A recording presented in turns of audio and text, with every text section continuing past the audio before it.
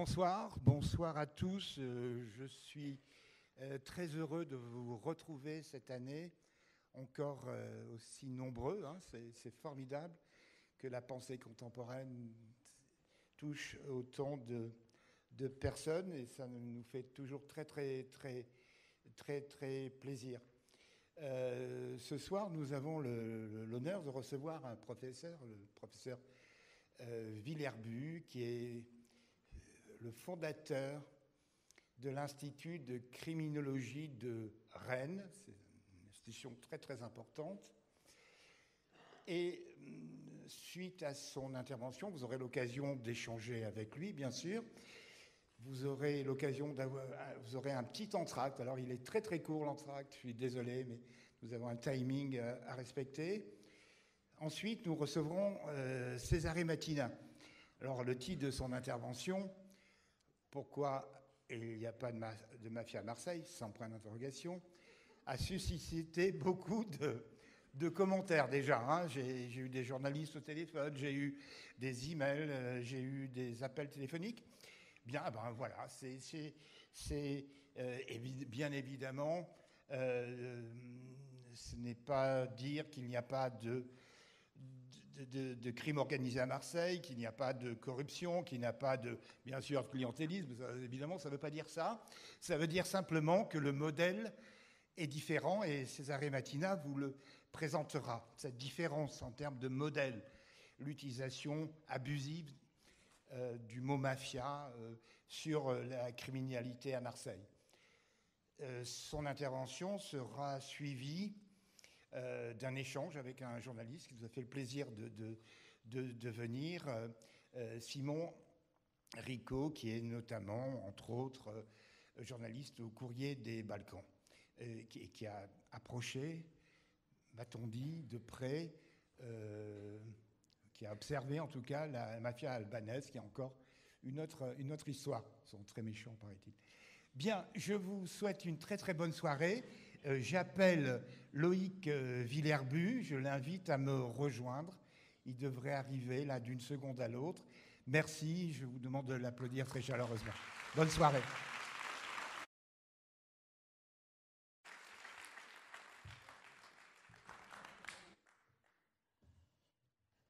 Eh bien, bonjour à tout le monde. Merci d'être là aussi nombreux. Ce soir, je vais vous parler d'une histoire grave. Je vais poser une question. Pourquoi tant de haine?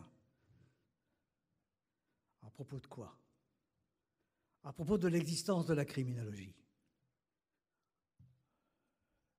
Elle ne cesse d'être assassinée. Elle n'arrête pas de ne pas voir le jour. À différents moments de notre histoire récente, 50 dernières années, à plusieurs reprises, on a essayé de construire un savoir très spécifique sur la criminologie. Et ça a toujours échoué. Alors ma question, c'est la criminologie comme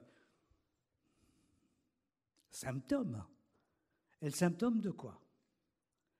Autrement dit, qu'est-ce qu'elle est, qu'est-ce qu'elle fait pour qu'elle puisse susciter autant de haine? Au point que généralement et à chaque fois, on la décapite. La dernière fois, c'était à l'arrivée de la gauche au pouvoir. Avec l'ancien, on avait créé une section, la gauche au pouvoir lui coupe la tête. Allez, exit la criminologie. Encore un criminel, en quelque sorte. Alors, je vais essayer de vous expliquer pourquoi c'est comme ça. Et je vais essayer de vous expliquer, dans le laps de temps qui est le nôtre, relativement court, je vais essayer de vous expliquer ce à quoi elle sert, ce à quoi elle peut servir, à travers l'histoire qui est la sienne. Mais d'abord, je vais prendre du temps pour vous dire et vous montrer en quoi elle est le symptôme. Et alors, pour vous aider dans ces pérégrinations, on va utiliser un artifice. Et si, au lieu d'écrire criminologie IE, on écrivait criminologie IES. Le S, c'est le symptôme. Prenons un exemple. Quand on parle de la médecine, elle n'est neutre que sans S, mais dès qu'elle existe concrètement, il y a des S partout. Pour la psychologie, c'est pareil. Autrement dit, il n'y a pas une entité, sinon totalement fictive ou virtuelle. Et je vais essayer de vous montrer en quoi cette entité-là est la cause de l'assassinat rituel et permanent de la criminologie. Alors, bien sûr, elle remonte, elle réapparaît de temps en temps. Les universitaires sont des gens sages, dévoués, pleins de talent. Alors, ils créent, ils inventent, avec les moyens du bord. Et comme il n'y a pas de master, de voie royale pour créer la criminologie, alors ils inventent des diplômes d'université. Et ainsi de suite, et des diplômes qui vont tantôt s'appeler criminaux, tantôt avec le terme criminel, tantôt avec le terme de violente, etc., etc. Donc il y aura des petits partout, en quelque sorte. Ça va pousser partout, jusqu'au moment où on va l'imaginer ensemble que d'ici 10, 15 ans, de nouveau, il y aura une volonté d'existence d'une criminologie. Je ne dis pas de la criminologie, je dis d'une criminologie. Ce qui suppose que si on dit une, il y en a plusieurs. Alors, d'où vient cette idée que j'ai de la chose? De mon histoire, en quelque sorte. J'ai commencé comme psychologue clinicien. J'ai travaillé en hôpital psychiatrique, à l'époque où ça s'appelait encore asile psychiatrique. C'est devenu hôpital par la suite, et ensuite centre hospitalier spécialisé, et puis etc., etc. Mais dans ces temps où j'ai commencé à travailler, la chose qui me frappait, c'était ce décorum, cette ritualité, qui faisait que, quand on parlait d'un patient, on parlait de sa nosographie. On ne parlait pas de son traitement. Le traitement, c'était l'isolation. Ou le traitement, c'était, plus tard, par la suite, ça a été le moment où on a commencé à penser que s'il était occupé, ça serait mieux. Et quel que soit l'état de sa nosographie, quel que soit le diagnostic qui a pu être le sien. Et alors, on a inventé progressivement la dimension qu'on a appelée institutionnelle. Et tout d'un coup, on a vu des personnes, dites malades mentales, qui commençaient à être comme tout le monde, à penser comme tout le monde. On a vu des créations, des dispositifs apparaître de telle manière que, au lieu de l'ergothérapie, il y a eu de l'art-thérapie. Au lieu de un rang, je ne vois qu'une seule tête, on a créé des groupes de parole. Et du côté tant de l'Italie que du côté de l'Angleterre, on a commencé à créer ce qu'on a appelé l'antipsychiatrie. L'antipsychiatrie, c'est quoi? C'est le fait de donner la parole aux malades, c'est donner la parole aux patients. C'est de considérer qu'il n'est pas malade de lui-même, il est malade du soin qui l'entoure. Autrement dit, on a commencé à penser la pathologie de façon différente. Bien sûr, il est pathologique, il est du fait de son histoire, mais son histoire est entretenue par les dispositifs de soins qu'on a à disposition. Alors si on change les dispositifs de soins, alors on changera le tableau de la pathologie mentale.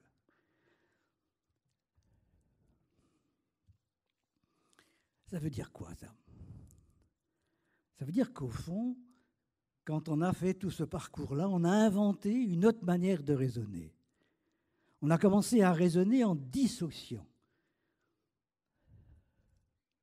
ce qui est de l'ordre du scientifique et ce qui est de l'ordre de la médecine.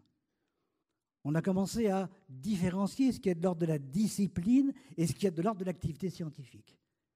Et on a commencé à se poser la question, au fond, qu'est-ce qu'une discipline? Là, on se pose la question, qu'est-ce que la criminologie si elle est une discipline? On a posé la question pour la psychologie, qu'est-ce qu'une discipline, psychologie? Or, une discipline, c'est quoi? C'est essentiellement une politique du savoir. C'est rien qu'une politique du savoir, au nom de l'intérêt général. Des gens savants se sont regroupés et ont dit on va fonder quelque chose qu'on va appeler la psychologie comme discipline. Donc, ça ne recouvre rien d'autre qu'un effet politique. Ça ne dit rien en ce qui concerne la démarche scientifique qui est à l'œuvre dans ce qu'on appelle la discipline. Alors, c'est quoi une démarche scientifique? Quand on est dans l'aspect disciplinaire, qu'est-ce qu'on fait? On gère, on distribue ou on squatte.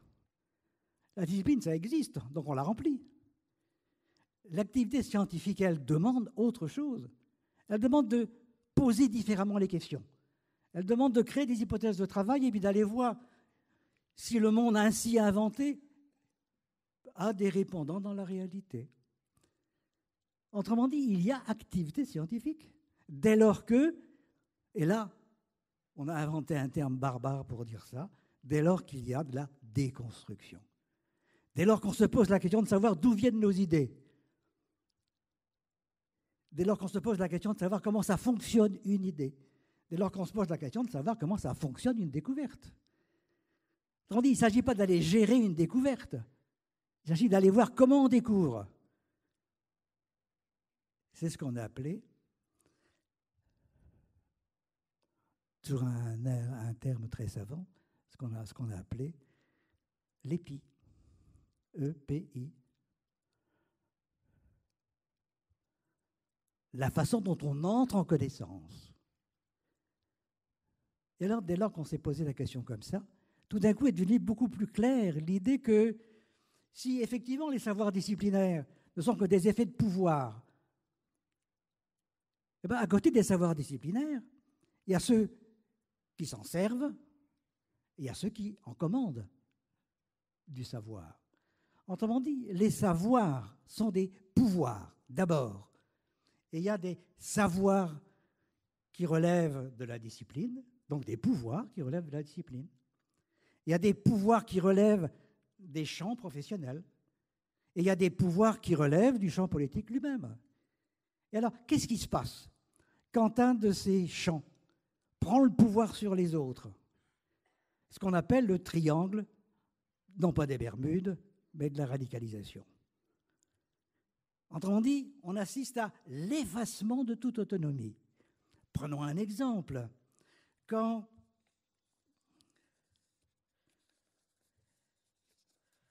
à chaque fois je me trompe, donc je regarde. Quand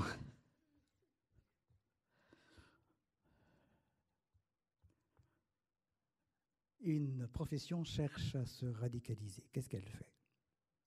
Quand elle dit « la seule chose qui compte, c'est ce que je fais », comment procède-t-elle? Eh bien, elle cherche du pouvoir auprès des politiques. Et elle assoit la domination de sa discipline. Et ça s'appelle comment dans la vie de tous les jours? Ben, du corporatisme. Et le corporatisme, ça sert à quoi? Ça sert à acquérir des mètres carrés supplémentaires dans les universités. Ça sert à acquérir des postes et à en déloger d'autres dans les institutions. Et ainsi, on voit dans certaines institutions disparaître des corps professionnels pour que d'autres soient remplacés. C'est ça qu'on appelle le corporatisme, c'est-à-dire cette alliance très particulière de la discipline et du politique. Maintenant, quand ce qui s'allie, c'est du politique et du professionnel.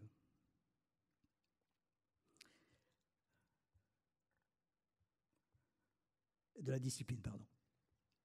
Quand la radicalisation vient de là, quand la discipline est présentée comme la plus importante, ben ça donne ce qu'on appelle le sectarisme. Hein. Le sectarisme, c'est « je ne vois qu'une seule tête, je n'ai qu'un seul savoir, il n'y a pas d'autre croyance que la mienne ». Donc j'élimine. Et on va observer exactement la même chose dès lors que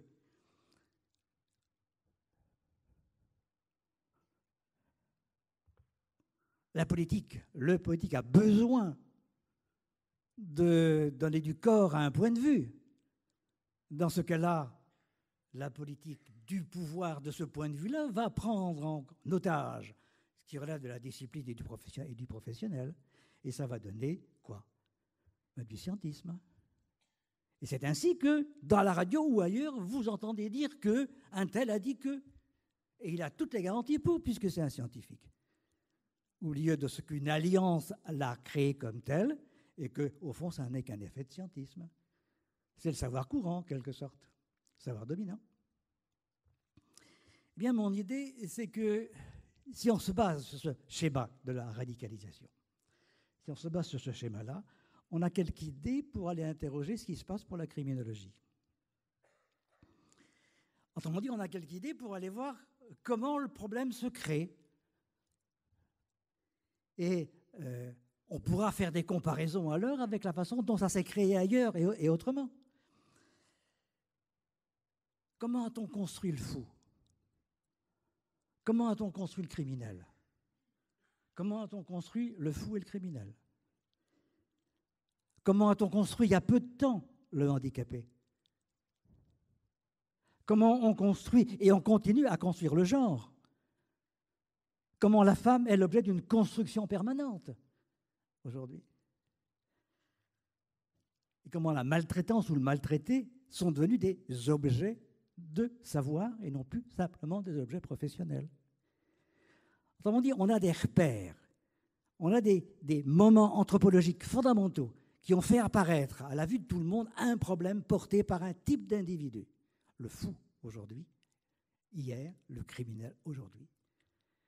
Et c'est dans cette perspective-là que je vais essayer de vous situer la criminologie. Quel est son objet initial, au départ? Ça parle de quoi?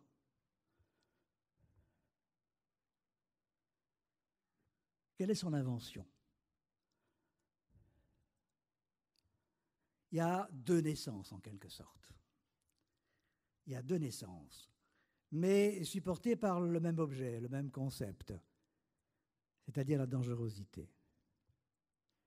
Pour comprendre, pour aller voir ce que c'est que la criminologie, ou à son départ, d'un point de vue strictement anthropologique, c'est l'intérêt porté à la question de la dangerosité et à l'explication de la dangerosité. Et vous savez qu'on ne cherche d'explication que pour autant qu'on cherche des moyens de la traiter, de traiter le problème. Et alors, comment c'est apparu dans notre espace de pensée? C'est apparu par une commande de la justice aux aliénistes. Dites-moi si un tel ou un tel relève bien du droit. Dites-moi si on est autorisé à punir ou pas. Autrement dit, un tel a-t-il son libre arbitre? Sachant que le libre arbitre, c'est la chose la plus commune qui existe chez tout un chacun. Le libre arbitre, nous le tenons de qui? De Dieu, de la raison, des effets de transcendance. C'est indéniable, tout ça. C'est l'homme, le libre arbitre. C'est l'homme, c'est la condition humaine. Il faut donc imaginer que quand il y a de la dangerosité et qu'elle est traversée par une aliénation quelque part, il y a une disparition du libre arbitre. Et alors, c'est venu remplacer quoi? Parce qu'auparavant, il y avait bien quelque chose de semblable qui pouvait un peu agiter le monde. Ce qui a fait l'appel du magistrat à l'aliéniste, c'est le fait que c'était quand même difficile de continuer à poser des sanctions, des peines, au simple titre de la gravité morale de la chose. Il fallait un concept, un moment scientifique pour fonder en raison le fait qu'un tel ou un tel s'écarte du champ de la justice, donc du champ du monde commun. En inventant le libre arbitre, on a fait deux inventions extraordinaires. On a inventé l'imputation. L'imputation, c'est quoi? Quand quelqu'un est imputé de quelque chose, c'est qu'il a toute sa raison. Et quand il n'a pas toute sa raison, il faut dire pourquoi. Et pour dire pourquoi, qu'est-ce qu'on a fait? On a inventé la nosographie. Les aliénistes, devenus psychiatres, ont inventé la nosographie, ont inventé les maladies mentales. Et dans celle-ci, ils ont inventé des moments féconds particuliers dans lesquels il n'y a plus de libre arbitre. Là où on parle d'aliénation. Et alors, il n'y a pas seulement que l'aliénation, parce que quelques 50 ans après, c'est dans les années 50, 1850 que tout ça s'est mis en place. En fin du 19e siècle, il y avait quand même un ensemble d'interrogations sur un certain nombre de criminels, dont on disait, ils ne sont pas fous, mais quand même. Alors on a inventé les demi-fous. Et oui, un congrès célèbre de criminologie a inventé les demi-fous. Ce qui permet alors d'ajuster en quelque sorte la question de l'aliénation. Non pas totale, mais une altération partielle. Et ça, c'est ce qui fonctionne aujourd'hui. Dès lors que vous êtes psycho-expert, psychiatre expert, etc., on vous demandera toujours, surtout si vous êtes psychiatre, est-il altéré, est-il aliéné, etc., etc. Vous voyez, cette énorme découverte, Il a fallu nommer quelque chose. Et en le nommant, on a créé un monde scientifique et professionnel. Il n'y avait rien avant. On a tout créé. Mais en créant cela, de l'autre côté de la chose, il a fallu créer un système de preuves encore plus satisfaisant qu'avant. Il a fallu créer l'épreuve de la preuve. Autrement dit, il a fallu donner existence à la trace, à la preuve qui permet l'imputation. Et c'est ainsi que s'est créée, au cours du XIXe siècle, la question indispensable, phénoménale des poisons. On a su identifier les poisons. On a su mettre en place les systèmes d'analyse de il y a poison, il n'y a pas poison, quels que soient les éléments qui pouvaient rester dans les cheveux ou ailleurs. Donc on a créé tout un système scientifique d'analyse et de construction de preuves. Et on a inventé ce qui allait devenir dans le XXe siècle la criminalistique. C'est-à-dire toute cette science forensique autour de la preuve qui permet d'imputer avec raison ou non un tel ou un tel individu. Ça, c'est par là qu'on a commencé. La dangerosité a été parlée en termes de libre arbitre, lequel a créé par retombée toute une série d'activités scientifiques et de découvertes. Et puis, en créant la dangerosité, on a créé la dangerosité psychiatrique. Or, vous savez, on a créé par la suite, ce qui était une nécessité, la dangerosité criminologique. C'est quoi ça? Eh bien, ça veut dire que si un tel ou un tel est dans la répétition permanente d'activités délinquentielles, alors il est dangereux. La mise en série de ces comportements violents crée une dangerosité criminologique. Alors, c'est quoi la dangerosité criminologique? Eh bien, c'est le fait que le libre arbitre de tout à l'heure a été remplacé par l'évaluation du risque. Le risque est devenu central. Le risque, en devenant central, a contribué à créer d'autres espaces, d'autres surfaces de réflexion, d'autres surfaces d'invention. Comment?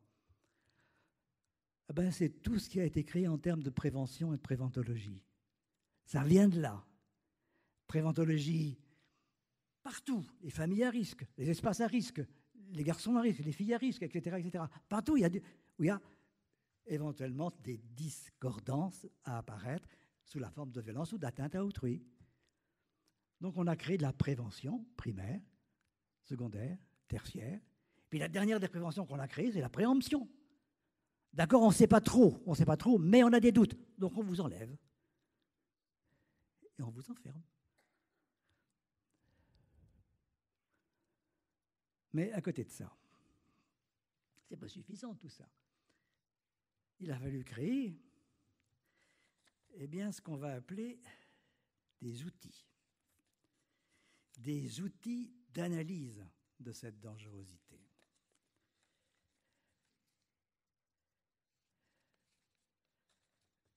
Alors là, comment on fait ça? De deux manières. Et ça, vous le voyez aujourd'hui. Tout le monde en parle. Ça en parle partout dans tous les journaux. Il y a même des offices nationaux qui travaillent sur ça.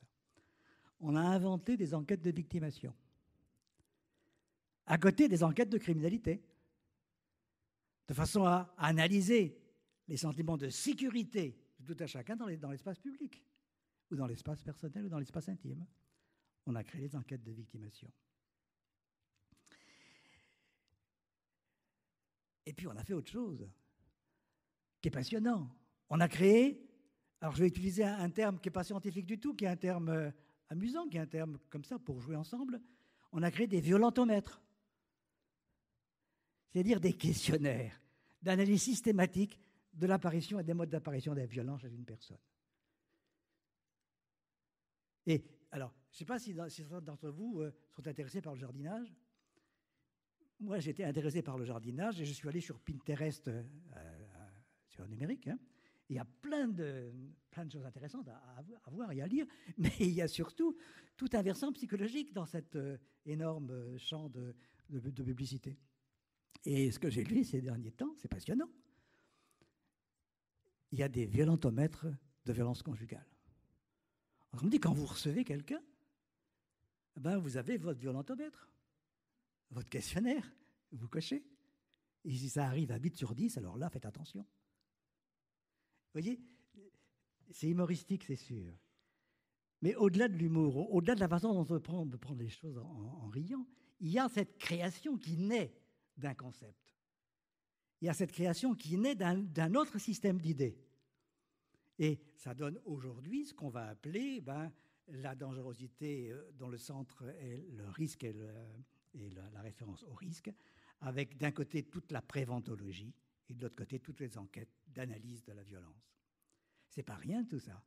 Mais imaginez le saut énorme qu'on a fait en très peu de temps. Tout ça parce que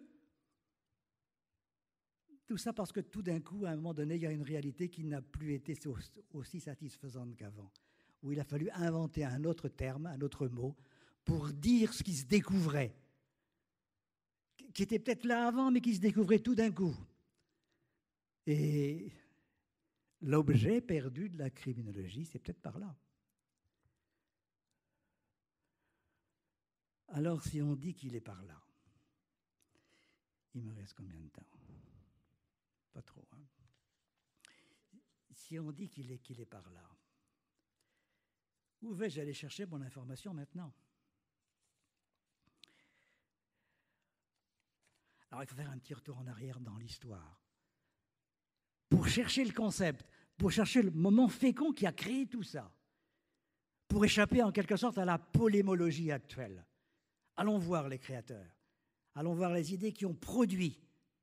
Et à partir de celles-ci, recommençons à penser au lieu de gérer, de squatter, de polémiquer.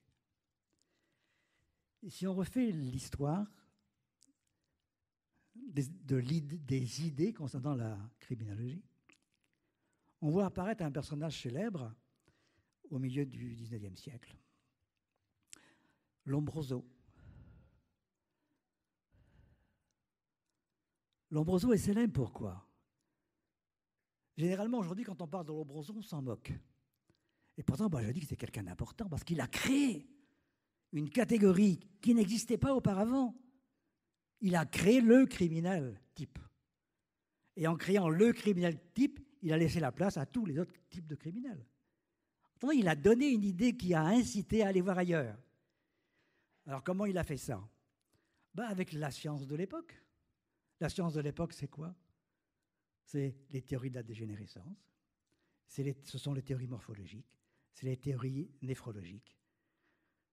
Ça vient tout à fait dire que si notre anatomie, si notre corps est le miroir de notre âme et de nos émotions, alors partons de notre corps et nous allons pouvoir alors décortiquer, inventorier nos émotions, nos façons d'être. Il y a la bosse des maths. Il y a la façon dont vous mangez. Il y a la façon dont vos lèvres sont faites. Ça s'appelle la bucomanie. Etc., etc. Vous voyez, si l'âme est quelque part, elle est par là. Et si donc vous avez tel ou tel type de morphologie, alors on peut dire que ça a l'air totalement dépassé tout ça. Il n'empêche, quand vous êtes avec quelqu'un, vous l'observez. Il y a bien des signes que vous percevez chez lui, que vous interprétez. Il y a des façons d'être posturalement que vous interprétez. Vous aimez les petits ou les gros nez, vous aimez les petits yeux ou les gros yeux, etc., etc. Et vous êtes du sens à tout ça. Autrement dit, il y avait bien l'idée au départ, même si la systématisation, par la suite, s'est trouvée un peu mise de côté.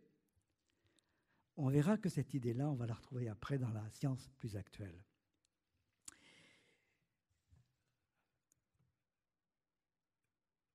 Donc, son invention, c'est extraordinaire.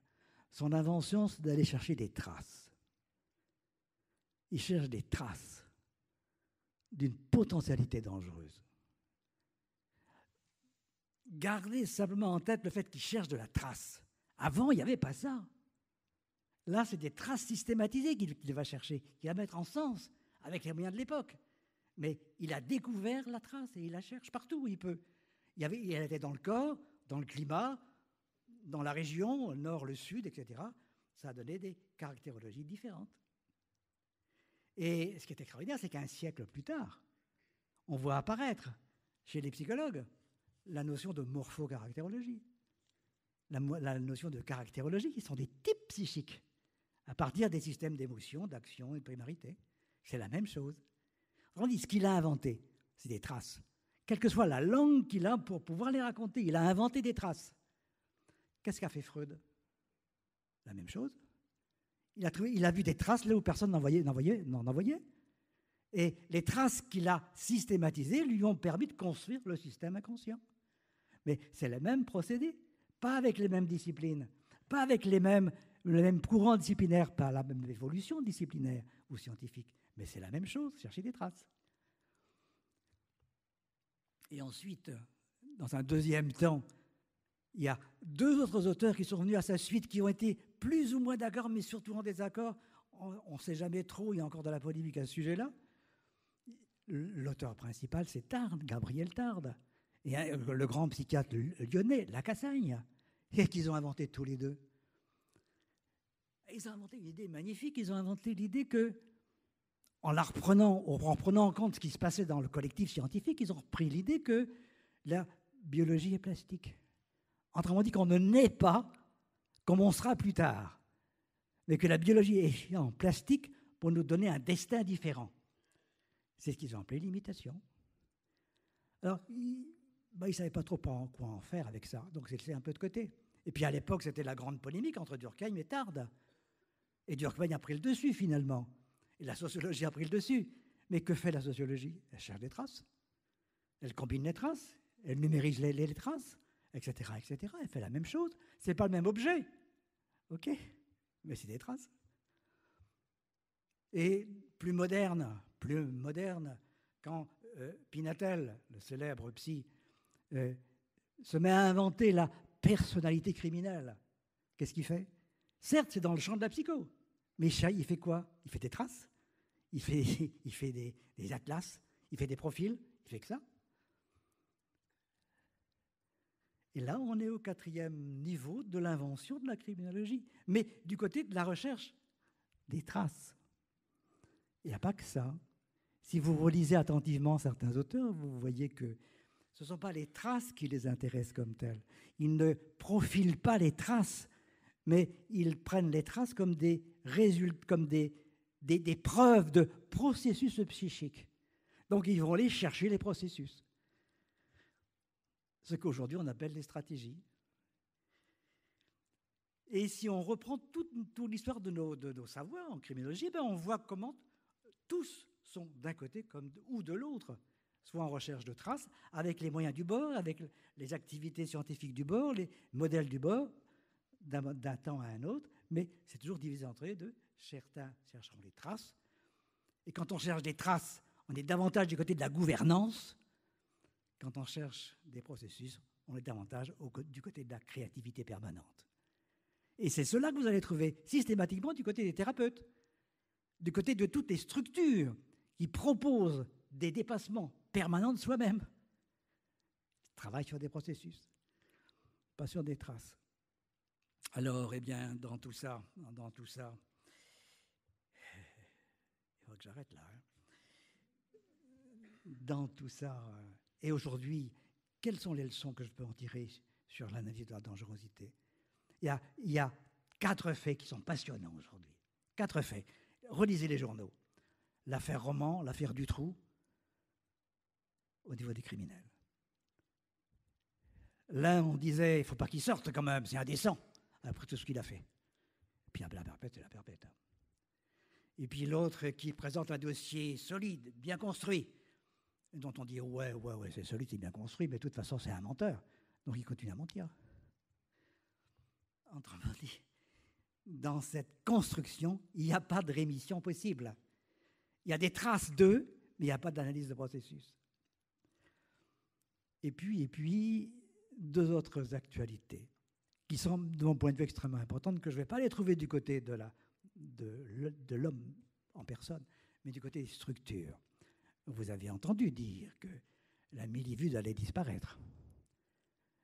La Miviludes, c'est cette mission interministérielle qui détecte, gère, accompagne les personnes objets d'assiduité sectaire et qui cherchent à en sortir. En même temps qu'elle dénonce évidemment ce qui se passe. Eh bien, cette Milévus qui est interministérielle et qui tient son existence de l'accompagnement qu'elle permet, disparaît pour être rattachée à quoi? Au ministère de l'Intérieur. Maintenant, on sait identifier les sectes.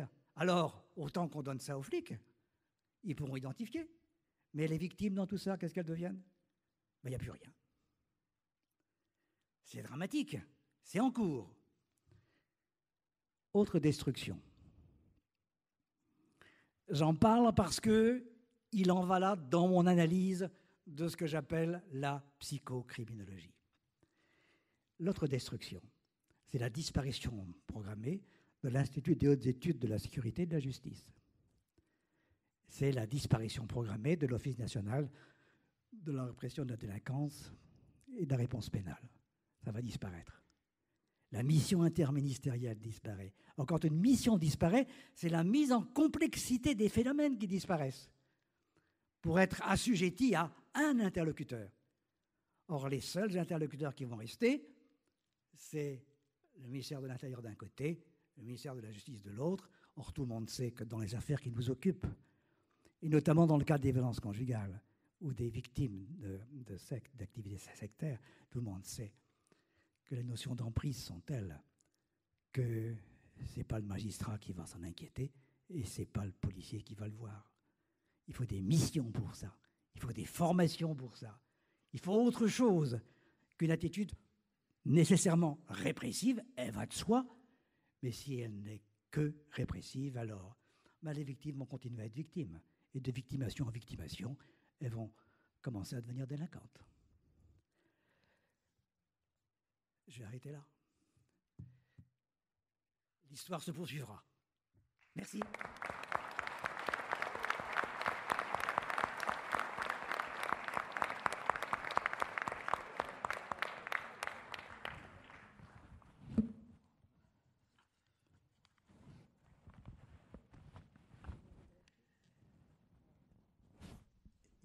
Il y a peut-être des questions dans la salle.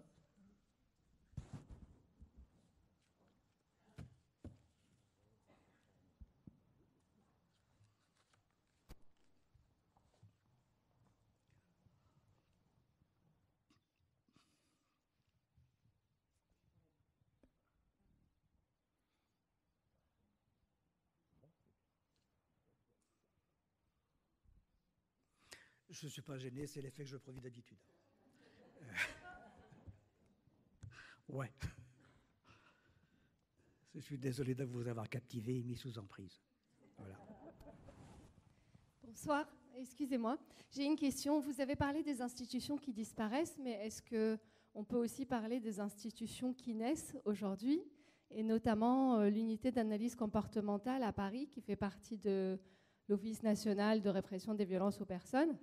Et cette unité qui semble grandir, est-ce qu'on peut avoir espoir que la criminologie et la psychocriminologie en particulier puissent être un peu plus accueillies en France demain, oui. À l'image que le Canada, par exemple, nous fait?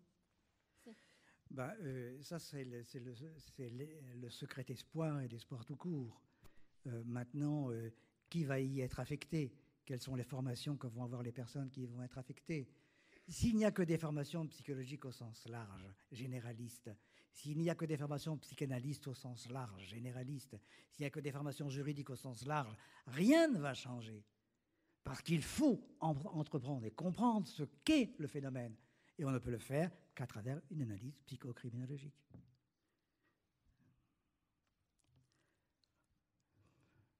Donc il y a des besoins de formation. On ne peut pas créer comme ça de toutes pièces. Le Grenelle d'aujourd'hui, qu'est-ce qu'il nous enseigne? Tout ce qui a été raconté aujourd'hui, on le connaît depuis longtemps. Rien n'a été découvert. Rien. Par contre, il y a un élément sur lequel nombre de procureurs ont commencé à mettre l'accent. C'est sur la formation et les dispositifs d'audition des personnes victimes de violences. Autrement dit, on n'interroge pas une victime de violence comme on interroge une femme victime d'un accident de la route. Il faut autre chose. Quand je parle de femmes, c'est générique. Hein. Il y a aussi nombre d'hommes victimes de violences conjugales. Donc c'est générique. Mais pour ça, il faut de la formation.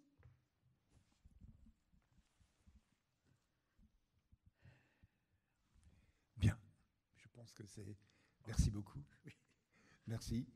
On va prendre 10 minutes d'entracte. Merci beaucoup.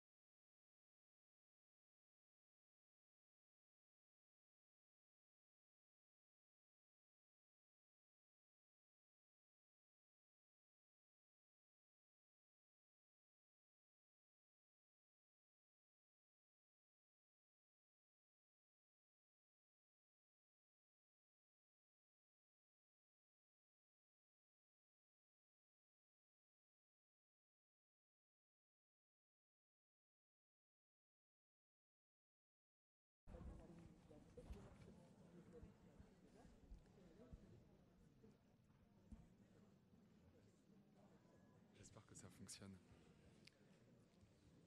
Bonsoir.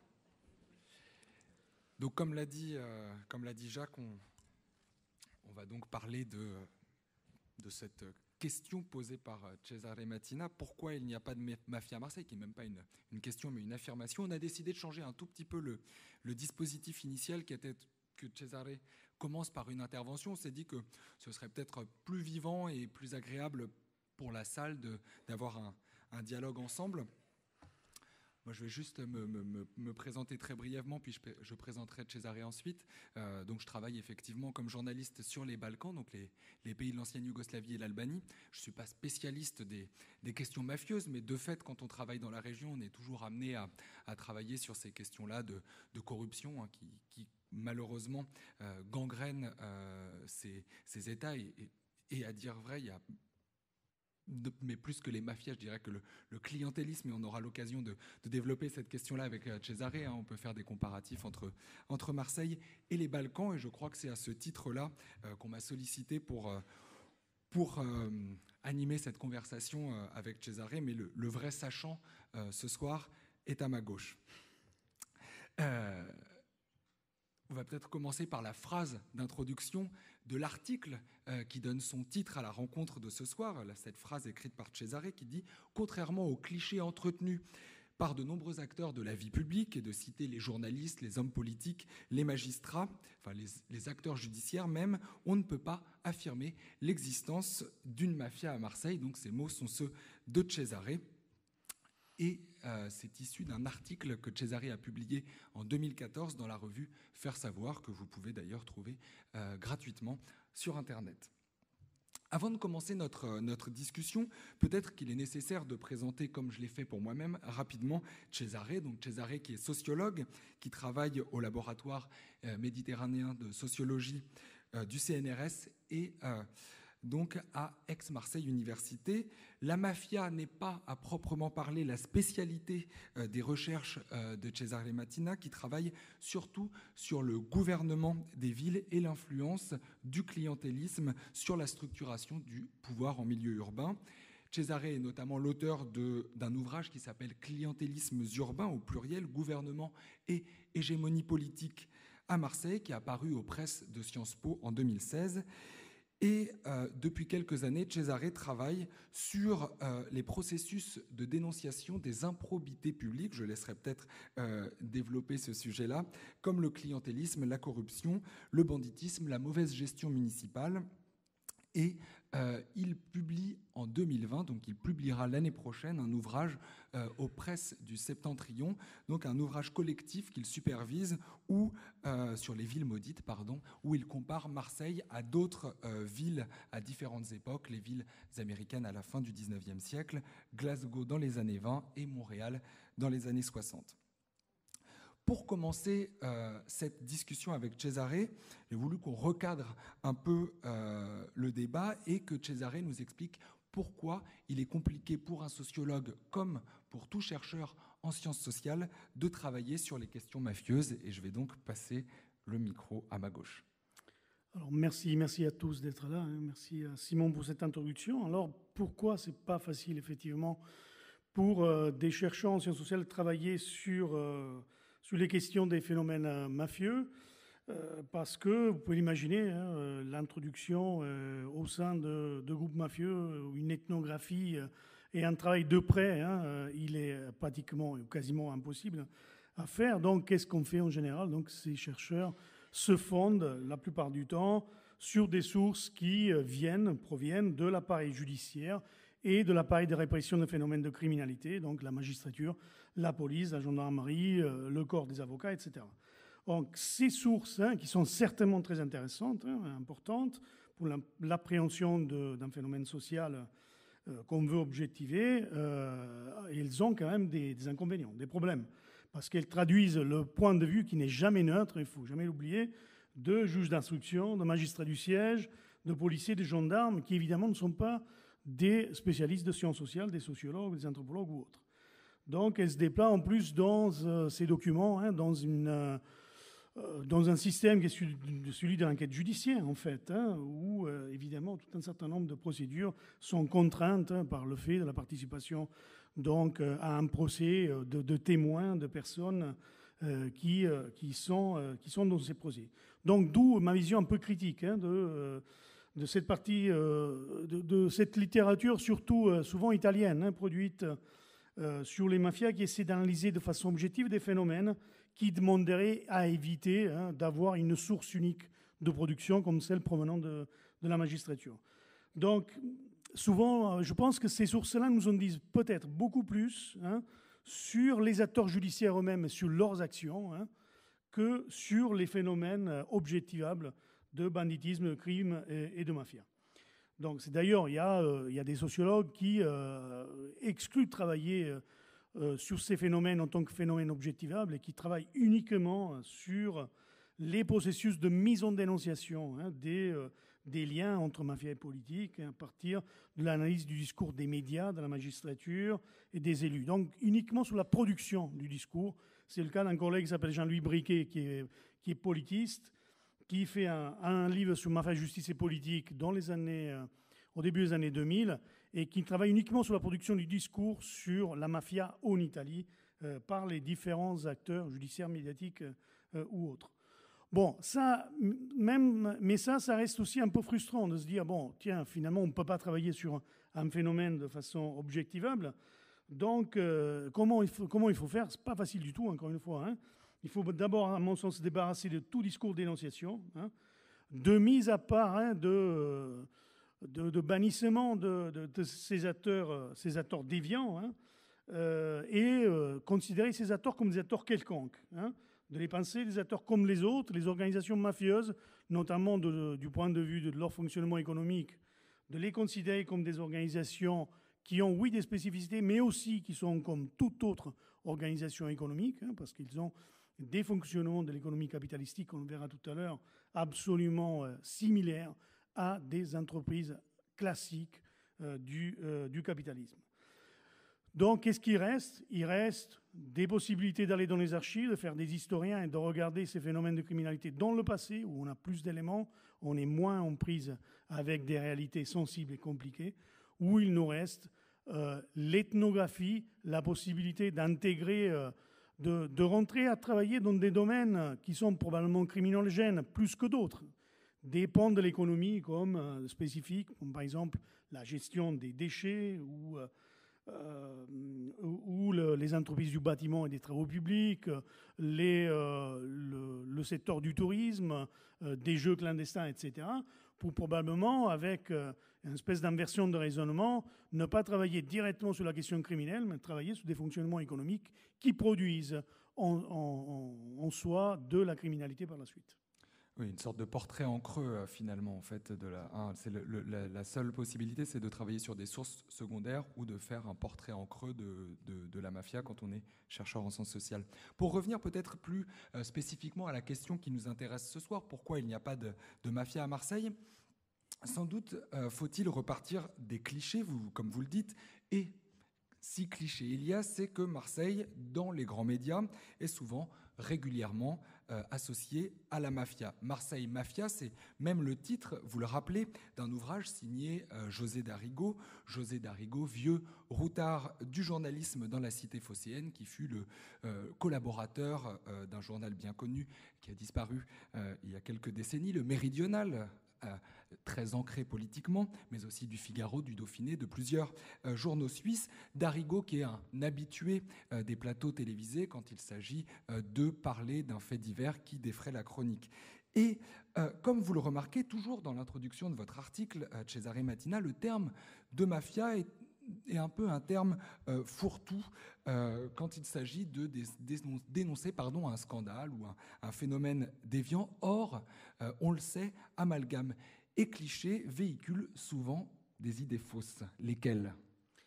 Évidemment, ce terme véhicule énormément de stéréotypes et des idées qui sont globalement à revoir. Tu as cité José Darigo, un des journalistes d'extrême droite à la base, qui fait des analyses, met le mot mafia un peu partout dans son livre, et effectivement, il colle ce nom à tout phénomène possible. Il y a d'autres journalistes comme Xavier Monnier, par exemple, qui écrit il y a quelques années, à peine, ou 2015, je crois, 2016, Les Nouveaux Parrains de Marseille, donc avec des titres qui font vendre. C'est ça, ça fait partie aussi de la structuration d'un marché, évidemment, éditorial. Donc, si on doit lister quelques clichés, bon, j'en dirais 3, il y en a évidemment davantage. Des clichés qui sont, pour moi, complètement démentis par des recherches plus approfondies faites par les sciences sociales. Le premier cliché est celui du parrain et des parrains à la tête d'une organisation verticale et pyramidale, parfaitement structurée et maîtrisant tout. Donc, ça n'existe pas, ça n'a jamais existé dans l'histoire des mafias. Probablement, nos représentations collectives sont très ancrées dans tout ce qu'on a pu voir de la production filmique, journalistique et aussi de romans sur la mafia sicilienne, notamment celle des années 80-90, qui, il faut le savoir, un historien comme Salvatore Lupo le dit très clairement, ce n'est qu'une parenthèse assez unique dans l'histoire de la mafia.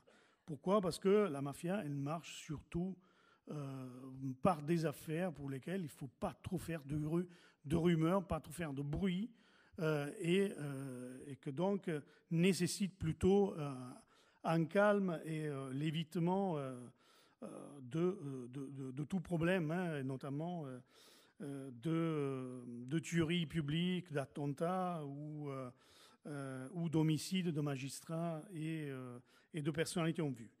Le deuxième cliché est celui de la pieuvre.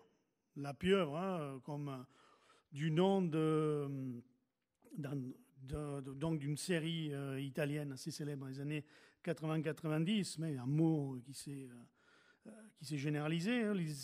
C'est l'idée, la pieuvre, de la pénétration sociale des mafias qui se ferait dans tous les domaines de la société civile et de l'État jusqu'à pratiquement tout contrôler. Donc ça n'a jamais été le cas non plus. Il suffit de regarder les études un peu sur la présence territoriale des mafias, y compris dans les 3 régions fortement concernées, c'est-à-dire la Sicile, la Calabre et la Campanie. Il y a toujours des endroits, notamment les zones internes de la Campanie, entre Naples et Bari, pour nous entendre, la Basilicate, par exemple, une région entre la Calabre et les Pouilles, une grosse partie des Pouilles, une partie de la Calabre au nord, et la Sicile orientale, où il n'y a pas de phénomène mafieux considérable.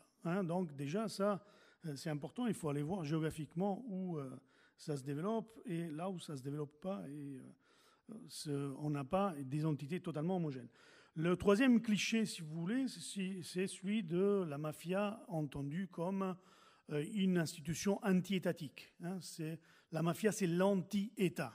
Ça, on l'a beaucoup entendu, cette espèce de cliché constant. Donc, le fait que la mafia serait, en fait, constamment en conflit avec un ordre constitué qu'il voudrait subvertir tout le temps, au contraire. Donc, je l'ai déjà un peu dit, le caractère économique des organisations mafieuses fait qu'ils ont besoin de stabilité et de pacification pour faire leurs affaires et non pas de conflit permanent avec les institutions étatiques. Donc, j'ajouterais à ça que c'est pas non plus, comme on entend dire, la mafia n'est pas non plus un État dans l'État, ni une institution qui remplit le vide de l'absence de l'État. Cela pour 2 raisons, car tout d'abord, en fait, ni les mafias ni l'État ne sont des entités homogènes, et à chaque fois des groupes différents qui agissent à la fois dans les organisations mafieuses et dans les États, et des groupes qui sont en conflit, en compétition, ou qui sont concurrentiels aussi.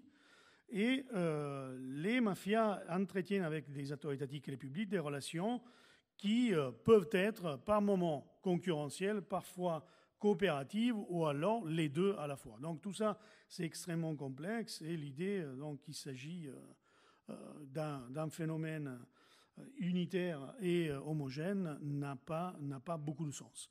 Bon, on pourrait continuer avec un certain nombre de clichés. On verra tout à l'heure sur la question, la fameuse, concernant Marseille, la fameuse mafia corso-marseillaise, c'est un autre cliché très fortement culturaliste qui s'est affirmé dans le langage commun. Oui, justement, peut-être après avoir déconstruit justement ces clichés, recentrons-nous peut-être sur Marseille.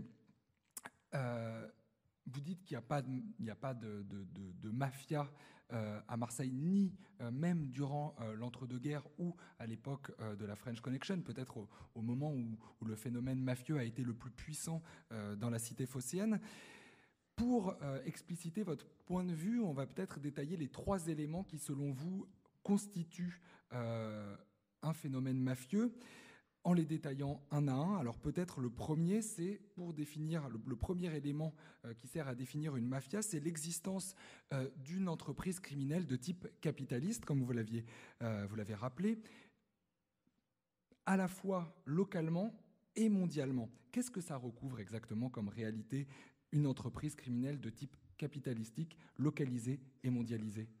Tout à fait. Dans le contexte actuel, depuis un certain nombre d'années, de mondialisation croissante de l'économie, de délocalisation, les activités économiques des mafias, vous pouvez l'imaginer, ne se limitent pas à la gestion des marchés locaux, ce qui est assez classique, la distribution locale de la drogue, l'extorsion, la prostitution, le jeu, l'obtention de marchés de travaux publics grâce aux liens avec un certain nombre d'hommes politiques, etc., ou de la gestion d'activités commerciales, mais se déploie vraiment à une échelle internationale, dans des flux transnationaux de produits et de capitaux.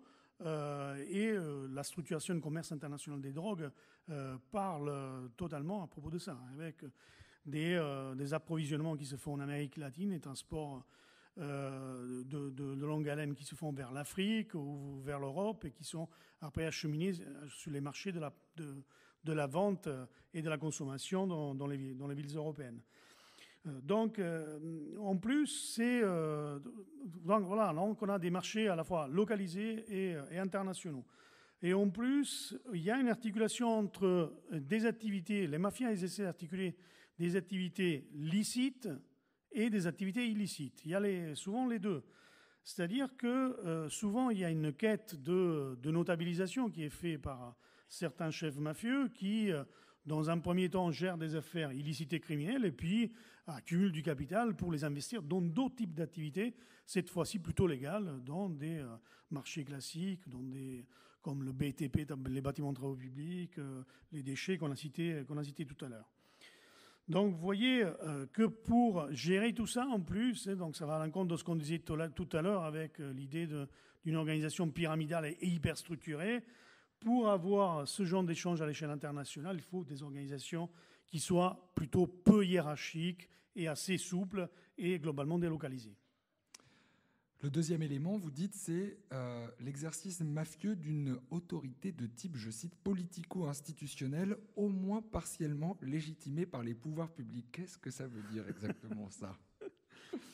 Oui, la deuxième caractéristique, c'est de dire que les mafias se sont institutionnalisées et ont un caractère très fortement politique et institutionnel. Parce que l'aspect économique ne suffit pas pour expliquer pourquoi des organisations mafieuses existent dans certaines régions d'Italie depuis la fin du XIXe siècle, depuis les années 1860, voire avant, dans la région de la Campanie, autour de Naples. Ça ne suffirait pas, les aspects économiques ne suffiraient pas tout seul à expliquer tout ça. Donc, les mafias, les organisations mafieuses, il faut qu'elles se fassent institution, en quelque sorte. C'est le moment fondant même des mafias en Italie, et notamment en Sicile, au moment de l'unité d'Italie en 1860.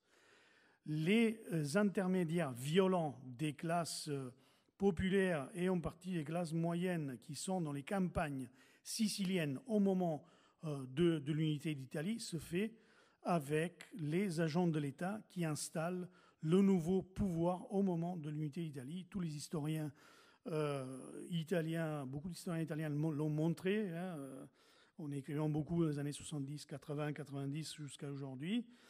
Et donc, ces groupes mafieux exercent une espèce de monopole d'une violence formellement illégitime. En fait, les milices mafieuses représentent presque une deuxième police à côté de la police et de la gendarmerie italienne dans ces zones-là. C'est la même chose en Campanie, en partie aussi en Calabre. Vous voyez que souvent, les historiens nous l'apprennent, les moments fondants et de genèse des phénomènes influencent aussi la suite. Donc, ce lien très fort avec la politique, ces créations de milices quasi institutionnalisées constituent un caractère très fortement politique de ces institutions mafieuses. Ouais, ça nous donne la transition, puisque le troisième élément, vous dites que c'est l'enracinement social dans les territoires de cette mafia et la soumission des populations à l'autorité des groupes mafieux. Quand on s'est rencontré avec Cesare pour préparer cette rencontre, il a notamment eu une phrase qui, moi, m'a beaucoup marqué. Il m'a dit à Marseille, il n'y a pas de mafia parce qu'il y a l'État social, parce qu'il y a des aides, parce qu'il y a la CAF, parce qu'il y a l'allocation chômage, parce qu'il y a le RMI. Et donc, quelque part, le fait que l'État social fonctionne encore limite l'influence de la mafia au sens de son enracinement social dans les territoires où elle est établie. Est-ce que vous pourriez du coup expliquer cette troisième caractéristique à partir de cette phrase un peu choc? Ouais, c'est l'idée que les mafias ont besoin d'un troisième élément fondamental pour persister sur le long terme, c'est l'appui, la faveur d'une partie consistante de populations localisées sur des territoires. Autrement, ça s'effondrerait, en quelque sorte. Si des institutions économiques, on peut les contrer d'une quelque manière, par des mesures économiques, ou s'il y a une recrudescence de la lutte anti-mafia par les institutions judiciaires, on peut arriver effectivement, comme c'est en train en Italie, dans certaines régions, on peut arriver à diminuer la force, la puissance des groupes mafieux. Mais ce dont se nourrissent les organisations mafieuses, c'est leur capacité à créer du lien social, créer du capital social, à redistribuer de l'argent, à redistribuer des revenus. Et ça a été possible dans certaines régions d'Italie, et c'est parfois encore possible. Peut-être vous avez tous en tête, pour ceux qui l'ont vu, le film Gomorra de Roberto Saviano et son roman, très célébrissime dans le monde entier, lorsque Saviano raconte que dans la Camorra napolitaine, lorsque un proche perd quelqu'un de la famille qui était dans les réseaux criminels de distribution des drogues et va en prison, et l'organisation s'occupe de lui donner de quoi vivre pendant cette période-là, fonctionnant dans ce cas-là comme un véritable État social, en faisant ce que probablement fait l'État français ici avec l'allocation chômage ou les RMI, choses que longtemps n'ont pas existé en Italie, il faut le savoir, un État social faible qui aujourd'hui sont encore sur des dispositifs pas complètement stabilisés. Donc, la Camorra redistribue du revenu aux familles. Ça, c'est important. C'est quelque chose qui crée évidemment de la faveur. Vous pouvez l'imaginer.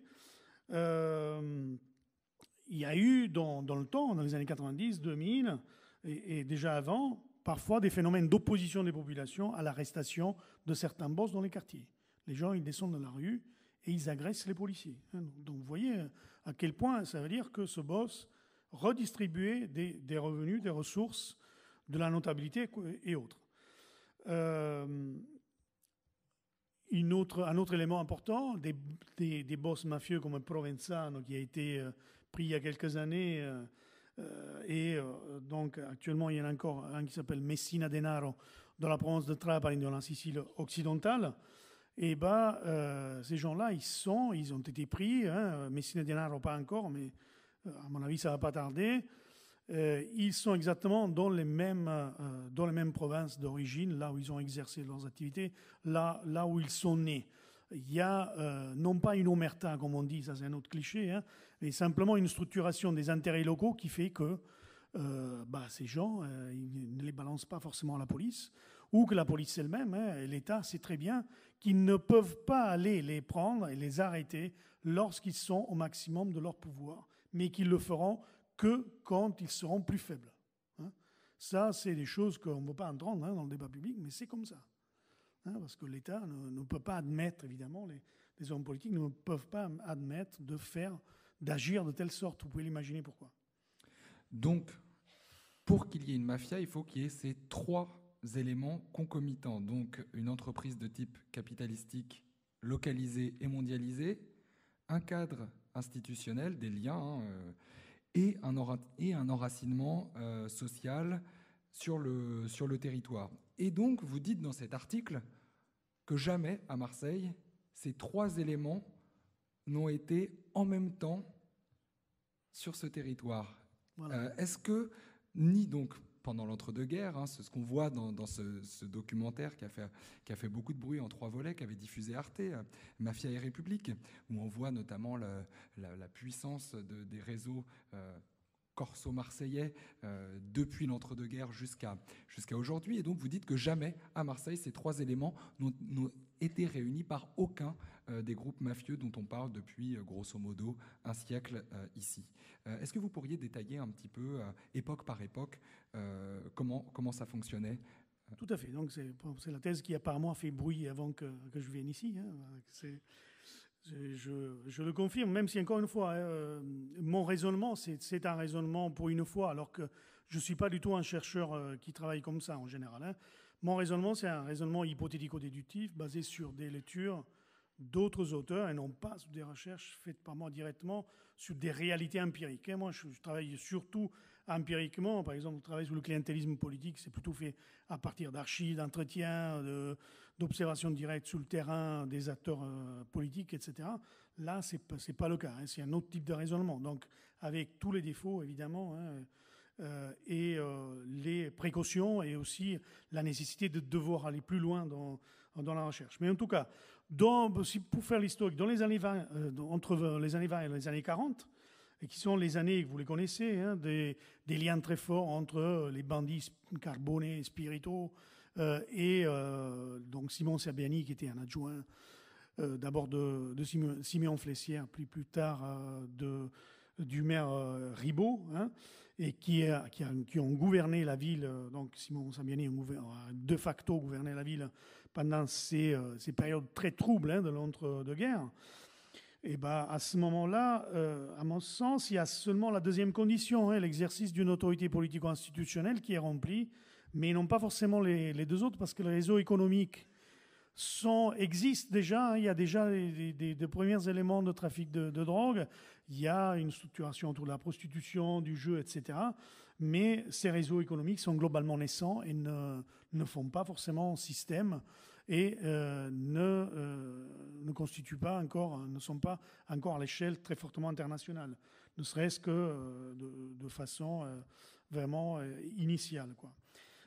Deuxième phase, celle d'après-guerre, après Deuxième Guerre mondiale, les années 50-60, on retrouve à mon sens la première des conditions qu'on a évoquées, celle de l'existence d'une entreprise criminelle locale et mondialisée au moment de la French Connection.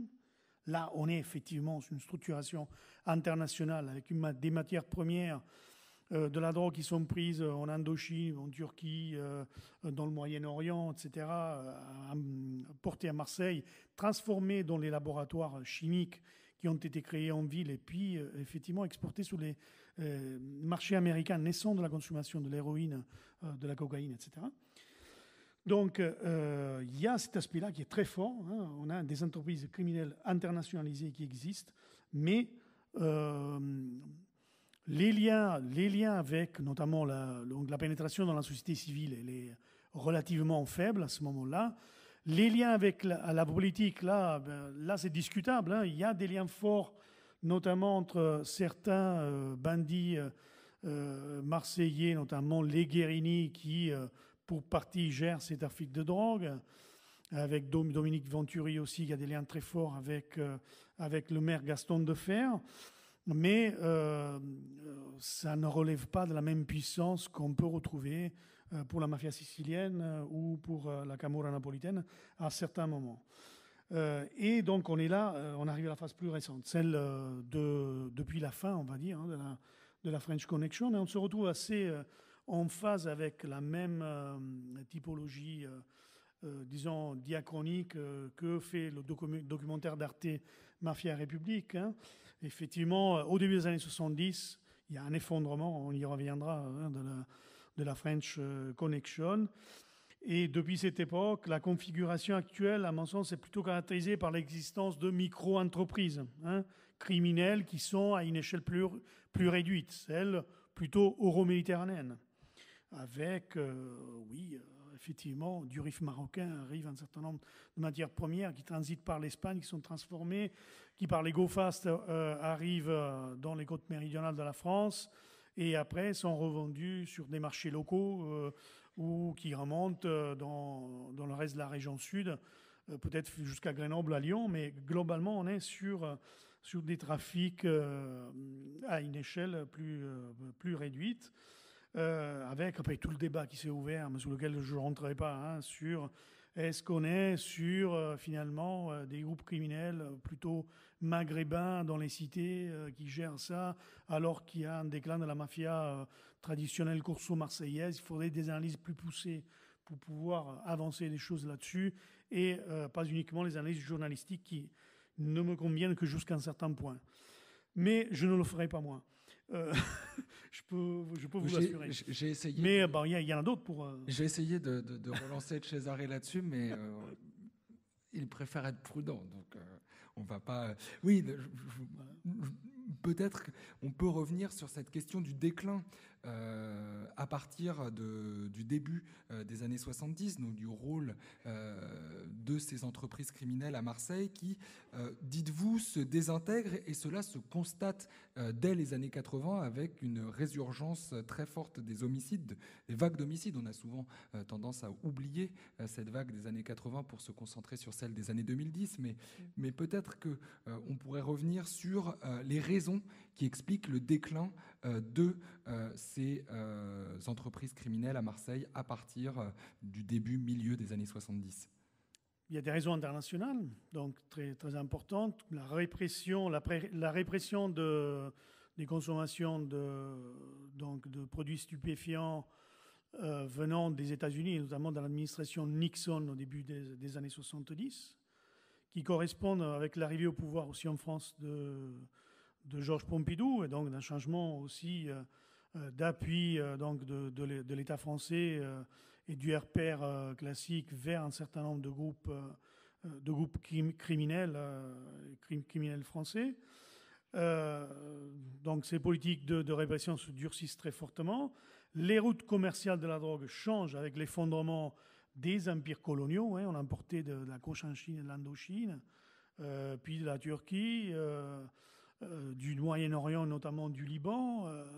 Il y a des transformations qui font qu'on n'a plus le contrôle des pays qui deviennent de plus en plus autonomes et qui agissent sur d'autres logiques. Et ces routes se déplacent ailleurs, hein, vers notamment l'Amérique latine et vers le continent africain, vers l'Afrique du Nord, etc. Donc, le pouvoir de la French Connection décline très fortement face aussi à l'avancée de la mafia sicilienne qui, effectivement, prend le devant, hein, avec ces liens très forts existants entre la mafia américaine et celle installée sur l'île sicilienne. Hein. Donc une capacité nettement moindre, hein, des réseaux marseillais être insérés dans les trafics internationaux comme il avait pu l'être auparavant. Et évidemment une répression policière qui s'abat sur ces laboratoires de transformation des produits stupéfiants et sur ces chimistes marseillais qui commencent à tomber effectivement dans les années 70-80. Quand on parle, pour revenir à ta question, quand on parle de mise en, disons, de déstabilisation d'un système qui a fonctionné d'une certaine manière jusqu'au milieu des années 70, évidemment, on dit instabilité et conflictualité. Et du coup, augmentation de la conflictualité pour le contrôle des différentes places du commerce et pour la reconfiguration nouvelle, hein, à Marseille. Donc, augmentation très forte des homicides. Je n'ai pas en tête les statistiques, mais il y a des pics à 43, 45 règlements de compte par an au début des années 80. Donc, encore une fois, attention, quand il y a eu une recrudescence à 23, 24, 25, 26, 27, je ne sais plus, règlement de compte dans les années 2010, 2013, dans ces années-là, on est bien loin de ce qui s'est passé dans les années 80. Hein, on est bien loin de cette période-là. On retrouve un peu les mêmes logiques, notamment sur les assassinats des mafias, de la mafia sicilienne, d'hommes politiques, de magistrats, etc. Et en général aussi de règlements de compte qui sont très, très, très, très grands comme nombre dans les années 80 et qui, encore au début des années 90, et qui baissent radicalement dans les années 2000. Peut-être qu'il y a aussi une question d'échelle qui explique cette disparition assez brutale finalement de ce système mondialisé de la French Connection qui est très rapidement, quand on décapite les têtes, il n'y a personne derrière pour prendre la relève, ce qui est l'inverse peut-être de ces mafias siciliennes qui ont du coup repris en place ce commerce. Est-ce qu'on peut dire que de toute façon la mafia marseillaise a été toujours beaucoup plus faible que la mafia sicilienne ? Ou même napolitaine ou des Pouilles. Ah oui, sans doute. Bon, déjà, on ne parle pas de mafia. Non. Ces groupes criminels marseillais, donc on peut s'en sortir comme ça, assez convenablement. Ces groupes criminels marseillais ont été certainement moins importants en entité, en puissance militaire, en puissance aussi commerciale que les groupes italiens, notamment de la mafia sicilienne, et plus récemment, il ne faut pas oublier la montée en puissance de la 'ndrangheta calabraise dans les années 2000, conjointement avec la Camorra napolitaine, mais qui, encore une fois, là, on n'est pas du tout sous des phénomènes unitaires. Hein. On a des groupes qui sont un peu partout. Hein. La 'ndrangheta calabraise est très, très structurée, oui, en Calabre, mais aussi en Italie du Nord. Hein. Il y a eu une production récemment dans les sciences sociales italiennes assez importante sur l'implantation de groupes criminels mafieux en Italie du Nord. Hein. Et là aussi, il faut sortir d'une idée culturaliste très forte. Hein. Ces groupes, ils s'installent dans le Nord, s'ils peuvent s'installer. C'est aussi parce qu'il y a des hommes d'affaires, des fonctionnaires qu'on peut corrompre assez facilement, hein, où on peut faire circuler de l'argent à ces endroits-là. Et donc, parfois, des gens, même y compris des Italiens du Nord, peuvent être sont affiliés à des organisations mafieuses à certains endroits. Il y a eu depuis les années 90 un certain nombre de dissolutions de conseils municipaux dans des villes du Nord, hein, au Piémont, en Lombardie, en Vénétie, etc.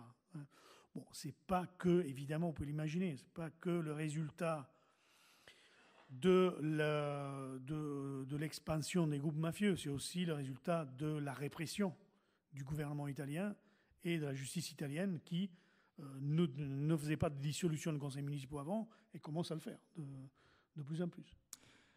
Vous le rappeliez, on sait qu'en général, les groupes criminels mafieux ont une stratégie de diversification de leurs activités, l'argent donc qui est gagné illégalement et réinvesti ensuite dans des secteurs légaux, hein, vous le rappelez, des secteurs où il est plus facile de tricher sur les comptes, donc le bâtiment, le tourisme. Moi, je me demandais, qu'est-ce qu'il en était à Marseille ? Quelle diversification on a pu constater dans ces entreprises criminelles ? Bonne question, hein, qu'il faudrait poser un peu aux acteurs, en partie aux acteurs judiciaires, où il faudrait faire de l'analyse plus approfondie. Moi, je n'ai pas l'impression, franchement, que les bandes criminelles installées en centre-ville ou, comme on dit, dans les quartiers nord, dans les différents endroits où il y a essentiellement du trafic de drogue, soient en capacité actuellement de diversifier leurs activités économiques jusqu'à réinvestir cet argent, le blanchir massivement, hein, je veux dire, dans des entreprises autres, jusqu'à s'extraire petit à petit même des activités illégales et créer des conditions pour la notabilisation de certains de ces boss. Je n'ai pas l'impression qu'on en est là, mais on ne va pas non plus leur donner des grandes idées, quoi. Je sais pas. Hein. Bon, voilà, mais... Ouais, ça fait un siècle à peu près qu'on parle de mafia corse ici à Marseille. Hein, vous le rappeliez, Simon Sabiani, les Carbone, Spirito, bon, même si Spirito était d'origine italienne. Aujourd'hui, on en serait donc à la 3e, 4e génération, peut-être même plus, de ces mafieux, si on peut dire mafieux, corse à Marseille. Est-ce que ça a un sens de parler encore aujourd'hui de mafia corse à Marseille, au-delà du fait de définir la question du terme de mafia? Ça n'a pas de sens de parler de mafia, ça n'a pas de sens de parler de Corse, de mafia corse non plus. Hein. Parce que, dans quel sens? Dans le sens de dire qu'il y a une entité unique et reconnaissable, c'est la mafia corse. Hein. C'est la thèse du documentaire d'Arte, qui par ailleurs est très bon, hein, en 3 parties, Mafia et République, hein, mais qui, sur ça, ils en font une espèce de bataille permanente dès les premières images jusqu'à la fin. Hein, c'est l'angle. C'est l'angle d'attaque, et donc la mafia corse est répétée systématiquement. Alors moi, je pense qu'il faut regarder les choses de façon plus complexe. Oui, il y a des gens qui sont nés en Corse, qui viennent à Marseille par la suite, qui après 2e, 3e génération deviennent quand même des Marseillais. Il y a des Corses qui sont, oui, dans les administrations coloniales à plusieurs endroits, et qui sont des intermédiaires fondamentaux. Hein. Dans certains trafics de drogue, il y en a en Indochine, il y en a en Afrique, etc. Il y en a au Moyen-Orient. Hein. Mais ce n'est pas pour autant que tout ça, ça constitue une seule et unique organisation. Encore une fois, voilà, l'idée de la pieuvre, elle est absurde là-dedans. Déjà dans la période d'entre-deux-guerres, hein, vous avez des groupes qui sont totalement en opposition. Hein. Ce sont des Corses, ce sont des bandits, hein, mais les Guérini, hein, Barthélemy et Antoine, qui sont des bandits plutôt proches des réseaux socialistes, et les Carbone et Spirito qui sont avec Sabiani et qui sombrent très vite dans la collaboration avec l'occupant nazi, et sont en totale opposition. Hein, et en conflit permanent entre eux. Hein. Dans l'après-guerre, là aussi, les structurations ne se font pas de manière totalement consensuelle et avec une seule et unique organisation. C'est un peu de la paresse intellectuelle de parler de mafia corse au lieu d'aller voir concrètement quels sont les parcours des uns et des autres. Faisons de l'histoire au travers des biographies et des actions des personnes singulièrement prises, hein, des individus, et au sein de différentes organisations. Et plus récemment, quand on parle de mafia maghrébine ou je ne sais rien, des réseaux criminels maghrébins dans les quartiers nord, quand on lit des articles même de presse, très, très simplement, hein, sur un des bandits reconnus comme un des chefs, Farid Berama, hein, arrêté, tué à Salon de Provence il y a quelques années, et autour de lui, on a des gens à consonance maghrébine, oui, mais pas que ça. Il y a des franco-français, il y a des Italiens, il y a des Corses, il y a d'autres choses. Donc, il faut regarder ces réseaux dans leur complexité et se pencher spécifiquement sur ces affaires. Or, je remonte au débat initial. La difficulté en France, à la différence de l'Italie, que le sociologue n'a pas accès facilement, même pas du tout, à des archives judiciaires. Pourquoi? Parce qu'en France, les archives judiciaires, notamment en sortant des procès, hein, de tout ce qui est interrogatoire de justice, qui est extrêmement intéressant, hein, même si, encore une fois, ce n'est pas les seuls, ne sont pas en libre accès. Il faut attendre, selon les cas, 30, 60, 90 ans pour accéder à ces archives. Alors qu'en Italie, on va voir les magistrats. Moi, je l'ai fait pour les procès de corruption électorale quand je faisais ma thèse en Italie. On a tout de suite les éléments. On te photocopie les choses. Moi, on m'a photocopié des dossiers entiers. Hein. Et donc, on peut travailler tout à fait autrement. Et peut-être une toute dernière question pour élargir un tout petit peu ce débat et revenir à tes thèmes de recherche plus spécifiquement. Dans quelques mois, il y aura des élections municipales à Marseille, pour la première fois sans Jean-Claude Gaudin. Vous qui avez justement travaillé, toi qui as travaillé sur les questions de clientélisme, comment tu analyses ce qu'on a coutume d'appeler le système Gaudin ? Bon, déjà, distinguons mafia et et redistribution clientélaire et clientélisme sont deux choses distinctes, hein, et évidemment. La mafia, on a vu ce que c'est. Les relations de clientèle, c'est des échanges de faveurs et de services entre des élus et des hommes politiques d'un côté et des entourages d'élus, des obligés ou la population plus élargie contre des soutiens politiques ou des votes annoncés. Donc c'est quelque chose qui existe évidemment partout, hein. Loin de là, dans mon idée de dire que c'est qu'à Marseille, loin de là. Ça existe partout. Ça a été même un des moments fondants de la création du suffrage universel en France, masculin du moins, en 1848, et des élections, hein, en tant que telles, qui sont nées comme des élections élisant des notables appuyés par une clientèle de gens qui le soutenaient, ni plus ni moins. Donc, une fois dégagée cette question-là, Gaudin hérite pour moi très clairement le système de Ferrien et hérite de faire toute une série de réseaux, de liens, de clientèle. Et comme à une époque, hein, comme déjà dans les années 60 avec Gaston Defferre, il est fondé pour moi sur un pouvoir fondé sur des quartiers bien spécifiques, hein. Gaudin, il n'est pas majoritaire dans les quartiers nord, ni dans les quartiers au nord-est de Marseille, pour nous entendre le 15-16 et le 13-14, comme Gaston Defferre ne l'était pas non plus à son époque. Il y avait les communistes, oublions pas, on oublie parfois l'histoire, mais c'est important. Donc son noyau de pouvoir, ce sont les quartiers sud-est de la ville, hein. Donc majoritairement des quartiers où on a quand même des professions libérales, hein. Des commerçants, des classes moyennes, des classes supérieures, des classes moyennes, des petites classes moyennes. Et à ça, il faut ajouter une alliance de différents groupes sociaux, hein, comme notamment ceux du fonctionnariat municipal et paramunicipal, qui est très fort à Marseille, vous le savez, tout cela organisé, tout ce système de pouvoir autour de syndicats professionnels, d'associations, de comités d'intérêt des quartiers, d'associations de type communautaire, qui, comme à l'époque de fer, aujourd'hui, de manière certainement un peu différente, mais globalement assez similaire, soutiennent le pouvoir de Gaudin sur place. Aujourd'hui, bon, qu'est-ce qui va se passer par la suite? Ce qui m'intéresse, moi, c'est de suivre, au-delà de la question du clientélisme, de suivre un peu quels sont les appuis sociaux, de quels groupes sociaux appuient donc les nouveaux candidats qui sont en place. Par exemple, quelque chose qui m'interroge, les milieux médicaux, hein, qui ont globalement toujours été derrière le RPR local, hein, dont Renaud Muselier étant un médecin lui-même,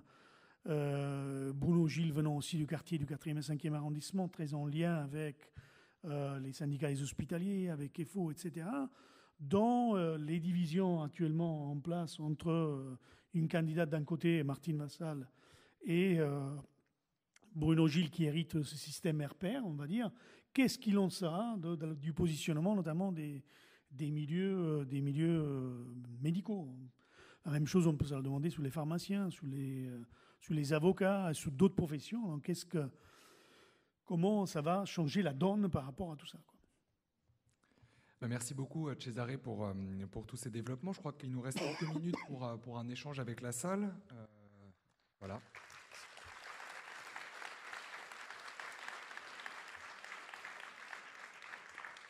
Alors, il paraît que selon le timing très serré, il faut qu'on soit tous partis dans 11 minutes précises de cette salle. Donc, quelques questions. Peut-être un peu plus, non? Voilà. Non? On a le droit à un peu plus? Bon. Alors, je ne sais pas où sont les micros, je crois qu'ils arrivent.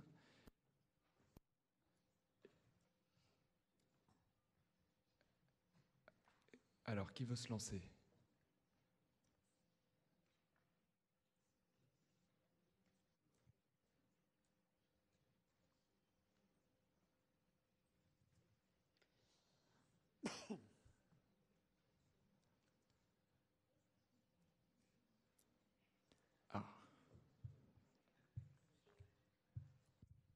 Qu'est-ce que vous pensez du livre de Philippe Pujol? Lequel? La fabrique du monstre? Philippe Pujol, oui, voilà. La fabrique du monstre. Non, parce qu'il vient d'en sortir un nouveau, c'est pour ça. Non, mais j'aime bien. Évidemment, chacun fait son boulot. C'est un journaliste qui est dans une idée de dénonciation forte, avec des idées fortes. Hein. Évidemment, moi, je ne ferai pas le même boulot, mais voilà. Quand il se risque, par exemple, à définir un peu le clientélisme, évidemment, je suis pas d'accord avec lui, mais bon, ça n'a pas beaucoup d'importance non plus. Hein. Donc, je comprends qu'il y ait des journalistes qui sont dans une autre visée, disons que le chercheur que je suis essaie de faire autrement, voilà, et de faire réfléchir un peu plus les collègues et le grand public, quand c'est possible, comme ce soir, sur des terminologies un peu précises, quoi. Hein, de rentrer dans les débats spécifiques en sachant qu'il y a une production scientifique énorme derrière. Clientélisme, il y a des bibliothèques entières, hein, en anthropologie, en sciences politiques, en sociologie, hein, et sur différents continents, hein, pour définir ce terme-là.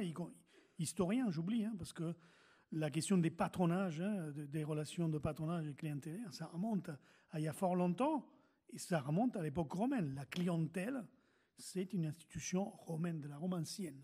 Donc vous voyez à quel point, bon, ça juste pour le terme clientélisme, pour la mafia c'est autre chose. Production énorme en Italie, malheureusement peu connue en France. Pourquoi ? Parce que pas traduite la plupart du temps, sauf des auteurs qu'il faut lire, hein, je vous invite à le lire, Salvatore Lupo, L-U-P-O, qui a fait un livre traduit en français, Histoire de la mafia, et qui vaut vraiment le coup de lire. Donc du coup, je lui fais de la pub, mais c'est bien volontiers. Oui, je crois que peut-être ce que voulait dire la dame, c'est que quelle est la valeur de terrain de cette enquête journalistique. Moi, je vais peut-être m'immiscer dans la discussion en tant que journaliste. J'ai l'impression que notre travail n'est pas n'est pas le même que celui d'un universitaire. Il est là pour attirer le regard sur un phénomène qui ensuite après donnera envie d'être approfondi. Donc, je dirais que peut-être, pour résumer, le livre de Philippe Pujol met la lumière sur toute une série de phénomènes, et que peut-être pour mieux comprendre ces phénomènes-là, le sociologue arrive pour déconstruire d'un point de vue scientifique, hein, en analysant plus finement les phénomènes. On sait que le journaliste a un nombre de signes limité pour raconter une histoire, et que donc il aura tendance à simplifier certains phénomènes. Bien sûr. Après, pour nous, c'est un instrument de travail formidable. Son chapitre, par exemple, sur la structuration du pouvoir entre le cabinet de Godin et les architectes, les urbanistes à Marseille, c'est vraiment remarquable. Hein, c'est remarquable. Et voilà, moi, ça me donne l'idée que c'est un des groupes sociaux sur lesquels il faut travailler pour comprendre la structuration du pouvoir dans la ville. Dans un moment historique du développement du capitalisme urbain, hein, c'est-à-dire effectivement d'une financiarisation des villes croissantes avec l'intervention du secteur privé de plus en plus. Il suffit de voir ce qu'ils ont fait autour des Romettes pour comprendre à quoi je me réfère, hein, avec la création de plein d'hôtels, plein de ces gratte-ciel, etc., des logements, des bureaux, etc. Bon, là, on est en plein dedans, et Philippe Pujol nous aide à comprendre, mais évidemment, on fait un autre boulot, on ne fait pas le même boulot. Y a-t-il d'autres questions dans la salle ? Ils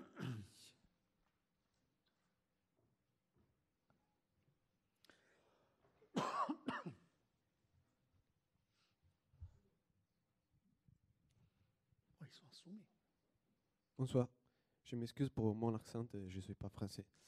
Et beaucoup de journalistes italiens comme Saviano et beaucoup de magistrats comme Nicola Gratteri ont dit qu'en Europe, il y a beaucoup de mafias et on peut parler des mafias européennes et pas seulement des mafias italiennes. Qu'est-ce que vous pensez ? Alors, Saviano, c'est un chapitre compliqué, parce que moi, j'ai des sentiments assez controversés. J'avais beaucoup aimé Gomorra quand il est sorti, le livre, notamment parce que ça relatait de sa présence concrète quand il n'était pas encore connu. Aujourd'hui, il ne pourrait plus, hein, sur le terrain au moment d'un certain nombre d'homicides, auprès même, dans les quartiers, au plus près des quartiers où on faisait du trafic de stupéfiants. Et il décrit des choses d'une finesse incroyable, en sachant par contre que c'est un roman. Hein. Donc il faut prendre les choses quand même, pour un sociologue, c'est quand même compliqué de prendre tout comme de l'argent comptant, évidemment, de ce qu'il a fait. Après, pour la suite, le fait qu'il ait continué dans cette veine-là, et qu'il ait encore fait des livres là-dessus, et sa présence dans le débat médiatique systématiquement, le fait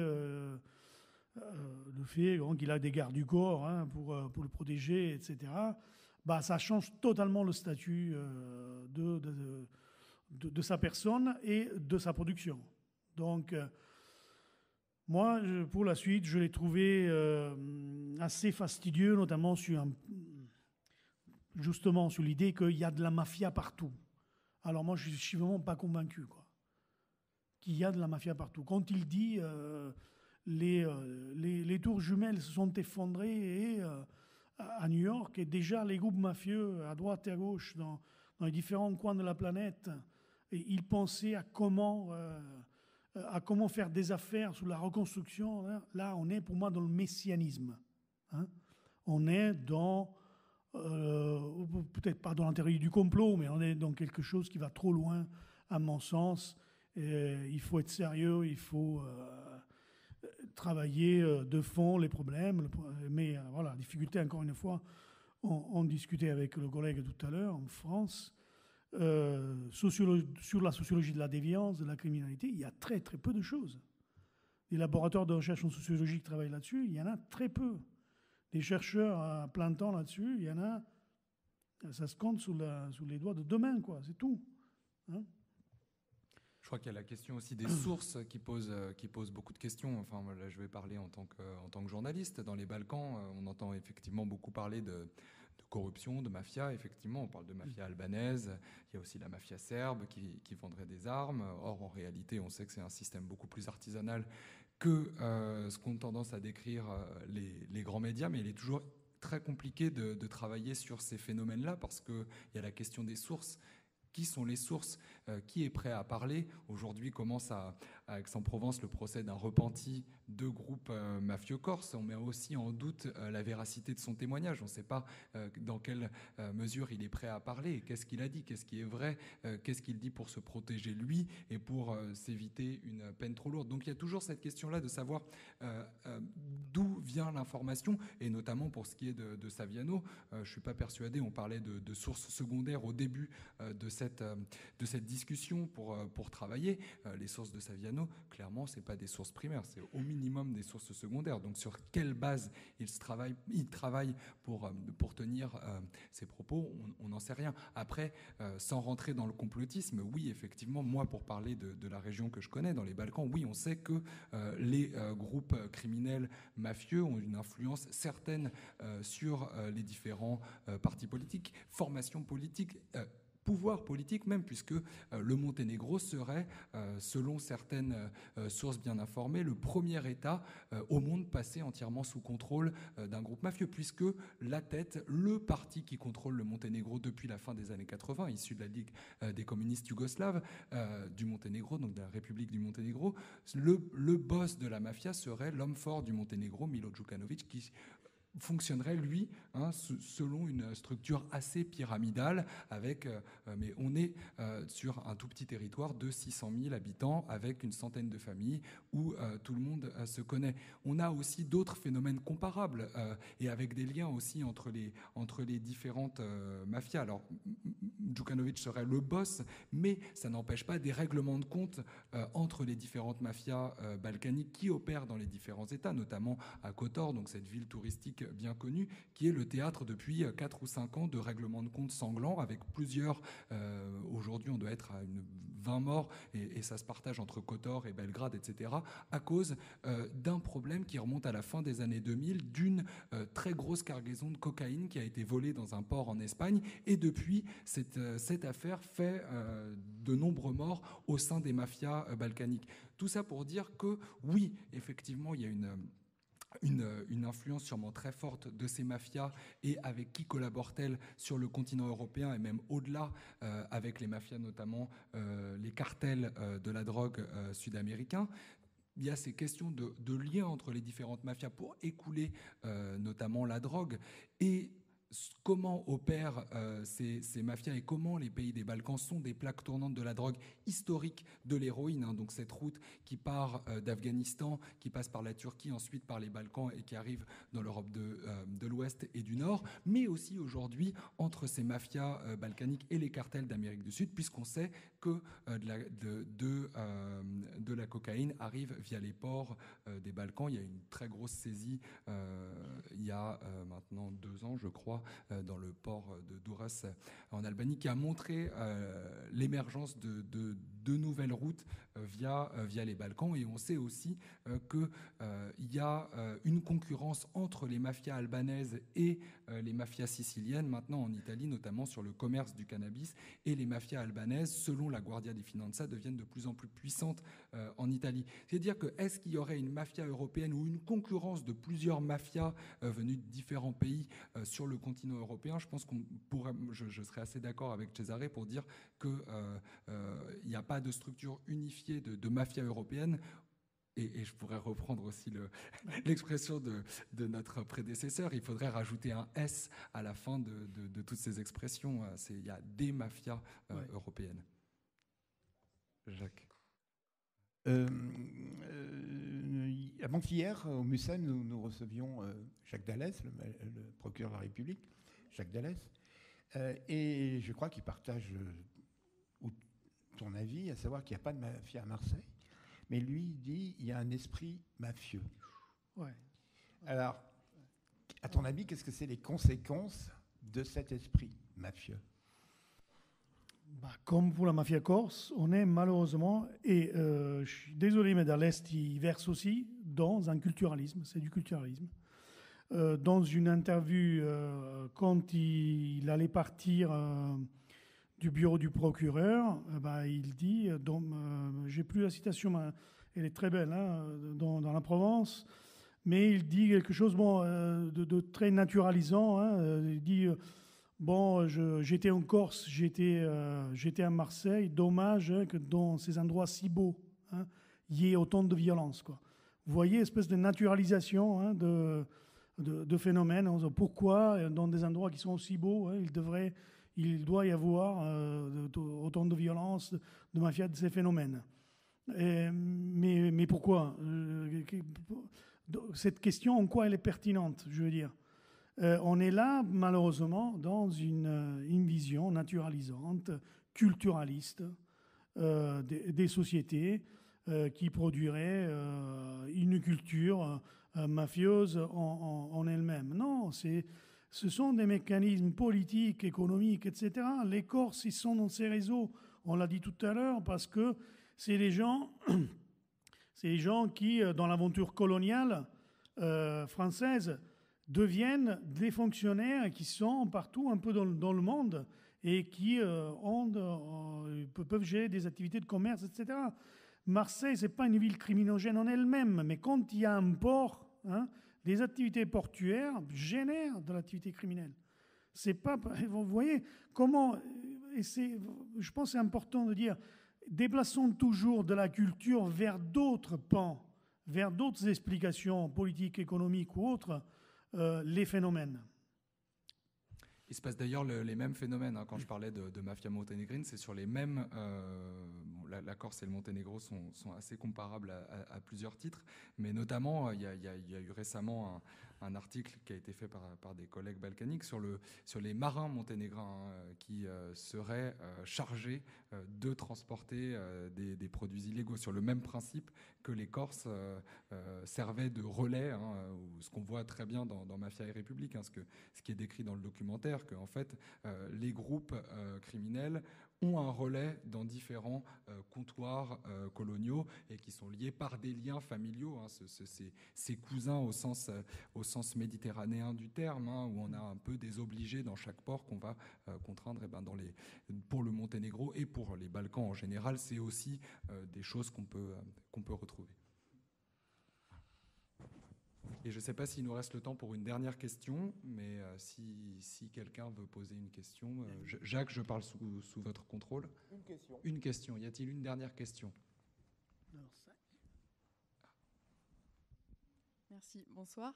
Je me demandais, moi, si justement ce que vous disiez sur les stéréotypes qu'on a des mafias dépendait de, comme vous le disiez tout à l'heure, de fantasmes peut-être de cinéastes ou des médias, ou plutôt du fait justement qu'on n'a pas accès aux sources et que peut-être, comme personne ne veut en parler, on ne sait pas, donc on fantasme là-dessus. C'est un peu, moi je dirais, c'est vraiment un peu les deux. Hein. C'est-à-dire que l'imaginaire créé à la fois par les romans, la littérature, le cinéma est énorme et pèse très fortement, y compris sous les mafieux eux-mêmes. Je veux dire, parce que Saviano, il explique dans son bouquin, il y a des boss de la Camorra napolitaine qui se sont mis à construire des appartements exactement comme dans le film Scarface. Et à imiter Al Pacino. Vous voyez donc la puissance quand même de ces imaginaires qui s'imposent à nous tous. Hein, et moi aussi, et tout le monde est dedans. Mais c'est aussi parce qu'effectivement, on ne peut pas aller dans le détail, on n'y arrive pas et on manque de force. Hein, donc, chers CNRS, universités, donnez-nous les moyens pour faire le travail comme il faut. Sur cet appel que nous allons saluer. Bien, Simon, je vous remercie. Césarée, merci. Vraiment. Je vous donne rendez-vous demain, si vous le voulez bien, ici même, pour l'éthique du gangster, avec Sophie Gigot et Giuseppe Liberti, deux philosophes. Je vous remercie. Bonne soirée.